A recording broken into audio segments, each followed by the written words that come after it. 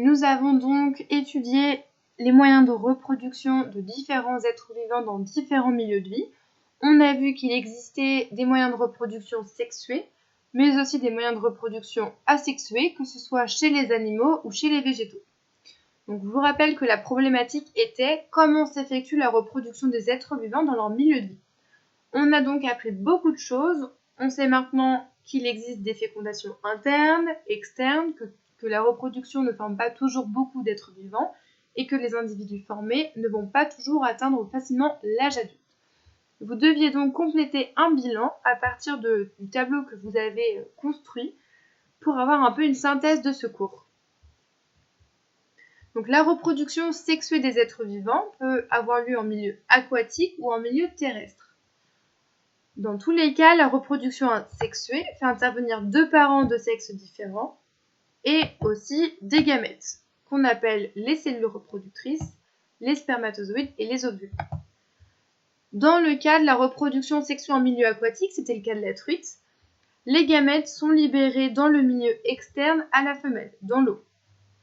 La reproduction sexuelle est permise par le rapprochement des gamètes dans le milieu extérieur. Ce sont les gamètes qui vont se rencontrer dans l'eau, ici. Ce ne sont pas les individus. La femelle, souvenez-vous, dépose ses ovules dans l'eau et le mâle va venir les recouvrir de spermatozoïdes. Dans le milieu terrestre, cette fois-ci, c'est différent. Les gamètes sont libérés dans le milieu interne à la femelle. C'est dans son organisme. La reproduction sexuée, elle va être permise par le rapprochement des individus, des partenaires, dans le milieu. Cette fois-ci, ce n'est pas les gamètes qui se rapprochent, ce sont les individus qui se rapprochent. Ils s'accouplent. C'est comme le cerf et la biche, comme la poule et le coq. Dans toutes les reproductions sexuelles, il y a de la fécondation. Je vous rappelle que c'est l'union d'une cellule reproductrice mâle avec une cellule reproductrice femelle.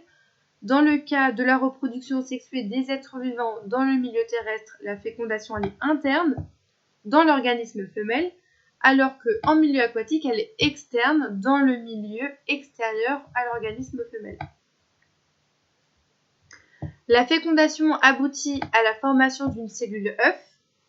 Dans le cas de la reproduction sexuée en milieu aquatique, eh bien, il y a beaucoup de cellules œufs qui sont produites. Il y en a des centaines et des centaines. Mais par contre, elles vont être peu protégées dans le milieu. Au contraire, dans le cas de la reproduction sexuée en milieu terrestre, on va avoir peu de cellules œufs qui vont être produites. Par contre, elles vont être protégées dans l'organisme de la femelle. Elles vont être vraiment bien protégées. Une cellule œuf se développe jusqu'à former un nouvel individu. Dans le cas de la reproduction sexuée en milieu terrestre, il y a peu d'individus formés parce qu'on a peu de cellules œufs qui ont été formées, mais les nouveaux individus vont être vraiment soignés par les parents jusqu'à ce que ces nouveaux individus deviennent des adultes.